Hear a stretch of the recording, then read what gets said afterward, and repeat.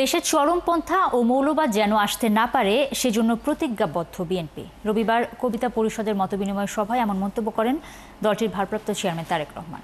জনগণের ক্ষমতা নিশ্চিত করতে সুষ্ঠু ভোটের জন্য সবাইকে ঐক্যবদ্ধ হওয়ার আহ্বান জানান তিনি। শফিকুল হকের রিপোর্টে বিস্তারিত। জাতীয় প্রেস ক্লাবের এই হলরুম যেন হয়ে ওঠে এক অন্যরকম মিলন মেলা। কবি সাহিত্যিকদের সঙ্গে ছিলেন রাজনৈতিক নেতাকর্মী আর নানা পেশার মানুষ।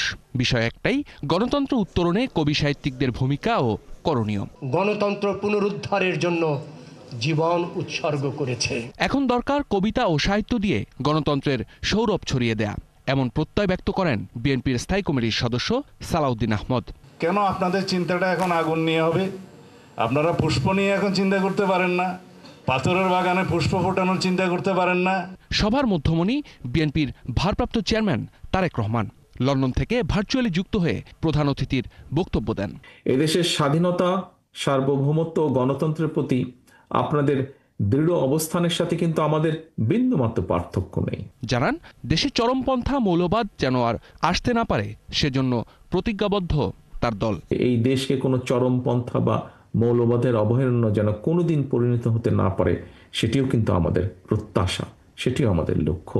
যে স্বৈরাচারকে বাংলাদেশের মানুষ কিছুদিন আগে বিতাড়িত করেছে, সেই স্বৈরাচারের পুনঃজাগরণ প্রতিহত করতে আমরা প্রতিজ্ঞাবদ্ধ আপনাদেরই মতন। দেশের মালিকানার একমাত্র দাবিদার জনগণ, সে সত্য প্রতিষ্ঠিত করতে আবারও সুষ্ঠু ভোটের প্রয়োজনীয়তার কথা বলেন বিএনপির ভারপ্রাপ্ত চেয়ারম্যান। এদেশের মালিকানার একমাত্র দাবিদার এই দেশের সকল নাগরিক। এই সত্যটাকে যদি আমরা প্রতিষ্ঠিত করতে চাই, তাহলে মানুষের ভোটাধিকারের প্রশ্নে গণতন্ত্র প্রতিষ্ঠার জন্য বাক স্বাধীনতার পক্ষে একটা অবাধ সুষ্ঠু নির্বাচনের পক্ষে আমাদের সকলকে ঐক্যবদ্ধ হতে হবে। অর্থাৎ একটি অ্যাকাউন্টেবল অবস্থা দেশে তৈরি করা একান্তই প্রয়োজন। কবি সাহিত্যিকদের কলম আর রাজনীতির মঞ্চ সব মিলেই গড়ে উঠতে পারে গণতন্ত্রের নতুন ভোর। সভায় অংশ নেওয়া প্রত্যেকেই যেন সেই ভোরের আলো দেখার প্রতীক্ষায়। বিষয় হচ্ছে যে এই দেশের সার্বভৌমত্বের প্রতি আমাদের অবিচল আস্থা প্রকাশের জায়গায় কিন্তু আমরা সকলে এক। শফিকুল হক, ৭১, ঢাকা। এটা কিন্তু